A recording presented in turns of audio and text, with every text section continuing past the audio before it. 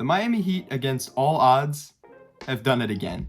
And I don't even really know how to process this right now. So for anyone that doesn't know, I'm a Milwaukee Bucks fan. And obviously when we went down in the first round this year, I thought it was the most embarrassing loss ever. I mean, we were the favorite to win the title going into the playoffs, and we lost to a play-in team. Not only did we lose to them, we lost to them convincingly in 5 games, making us the worst 1 seed in NBA history because we got dealt with the quickest. And that was really embarrassing. Then the Heat go on, they beat the Knicks. Okay, I mean people could see that coming. But the Celtics? They're up 2-0 on them. So this is making us look a lot better. Not that it makes us look good, but at least makes us look a little bit better. I mean, we took game 2 at home. This is ridiculous. So let's break it down, man. So first quarter was pretty tightly contested. I believe the Heat won the first quarter by a point. And like game 1, they got the ball in Bam Adebayo's hands to start the game, and he was extremely aggressive, got to the line a couple of times, and I like what I saw from Bam again, because the Celtics made up their minds that they're not going to double Bam. They know Miami can shoot the rock, and so once Bam gets it in the low post, they're just going to kind of let him go to work. Or if he gets it high post, they're going to let him do the same thing, and so Bam did a great job of hitting those push shots around the rim.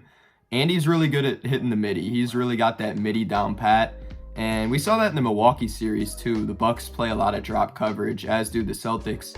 And whether it's Brook Lopez or Grant Williams, Al Horford, it doesn't matter. Bam Adebayo is going to hit that open mid-range if you give it to him. He's going to hit that open push shot if you give it to him. And he's done a great job of being aggressive in this series when they're not bringing doubles.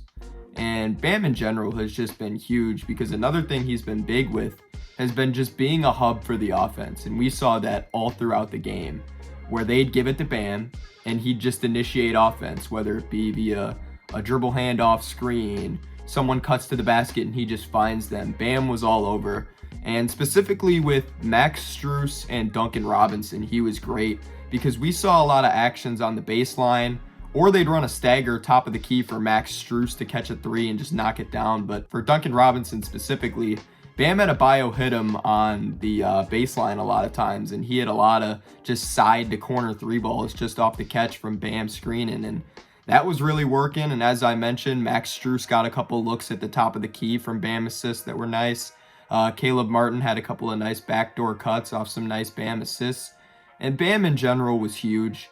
Just the Heat's off-ball movement offensively is so impressive. So this Miami team obviously was one of the worst offensive teams in the NBA. I think they were like 27th in offensive rating during the regular season.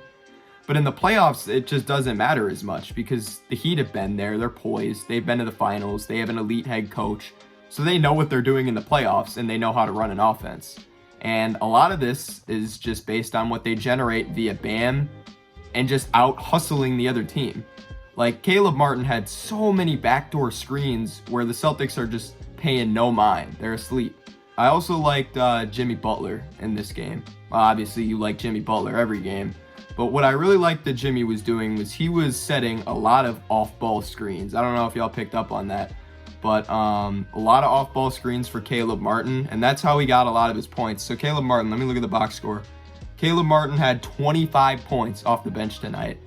And he hit how many 3-pointers? He hit 3 3-pointers. I saw on at least 2 of them. Jimmy Butler moved off the ball. He set a screen on Caleb Martin's man. Bam would set another pick off the ball, and Caleb Martin would just catch it, and it'd be a wide open 3, and they couldn't stop it. Even the dribble penetration with Butler. Butler would get to the rim, boom, Caleb Martin's wide open in the corner. Absolute butter. String cheese. But this game was a game of runs. So like I mentioned, the Heat won the first quarter by like 1, and then Boston came out swinging in the second half. The second quarter, my bad. They really did.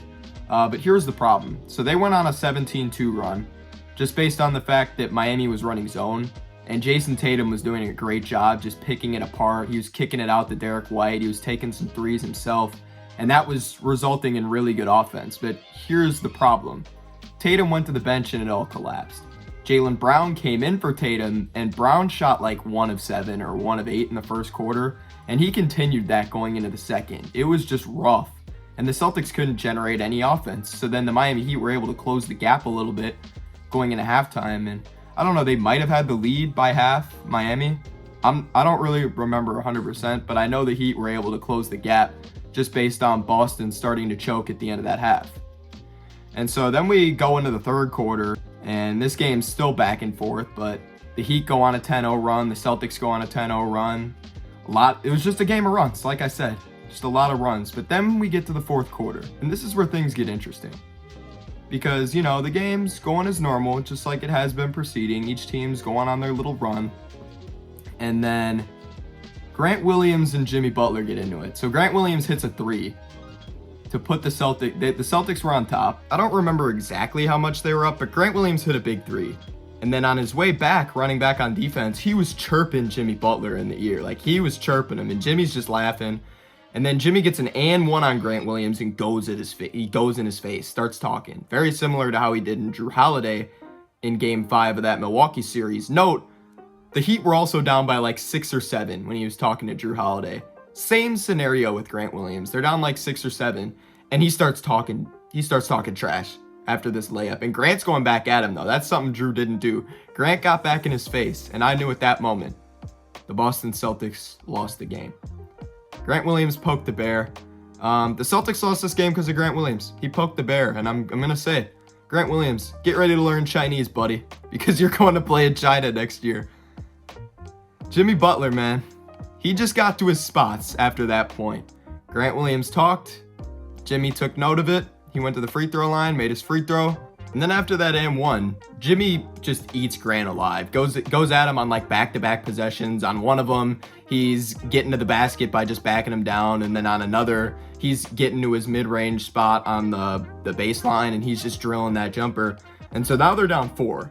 They get another stop. Bam Adebayo gets it at like the top of the key, elbow extended area, we'll say. And he finds Duncan Robinson off a beautiful cut. Now they're down 2. And at this point, the Boston Celtics are just in panic mode. They travel, they lose the lead. Jimmy Butler continues to get to his spots. And then they're down. So then Miami comes up the floor, scores like 103-100. And Jimmy Butler, again, he's got it on the baseline, and he's got Malcolm Brogdon with him one-on-one. And you're thinking barbecue chicken here, because Brogdon's much smaller, Jimmy's much bigger, easy matchup for him. And Jimmy backs him down. Brogdon plays really good defense here at the end of the shot clock, and Brogdon gets a stop. But then no one boxes out Bam, gets an easy dunk, and at that point, he essentially just put the game away. So the Heat go up 5, and it was over. Grant Williams learns Chinese, and the dust settles. But here's the real difference in the fourth quarter for both teams, and it was superstars. Jimmy Butler, let's see if I can filter this by fourth quarter scoring here. Yeah, we can. Great. In the fourth quarter, bear with me, Jimmy Butler had 9 points, and he scored most of those points in the last, we'll say 5-6 minutes. And Jason Tatum and Jaylen Brown were absolutely terrible. The two of them shot 1 for 10 from the field and like 0 for 6 from 3 in the fourth quarter. Combined for like 8 points between the two of them. Tatum had 5. No, they combined for 7 points between the two of them because Jaylen Brown had 2. Jaylen Brown had a bucket, and Tatum had all of his points at the free throw line because he got fouled on that three-pointer and he hit 3. But that was the difference. And in back-to-back games, Boston's stars have crumbled in the clutch.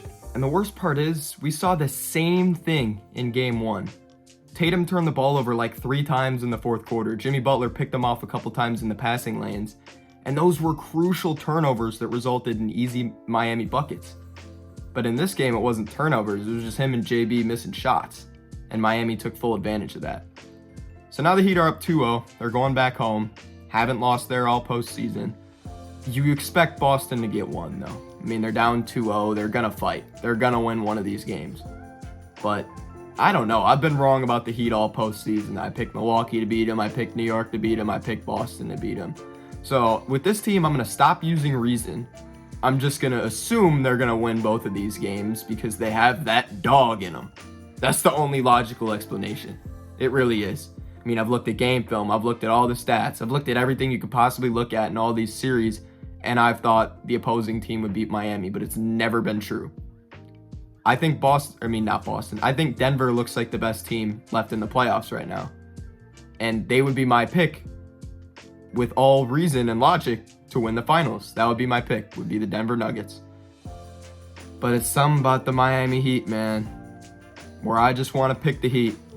And I know for a fact I'm going to make a finals preview video, and I'm going to pick the Nuggets because I'm going to watch film, I'm going to break down stats, but in the end, none of that matters. Like I said, the Heat got the dog in them. The Heat are going to win the finals at this rate.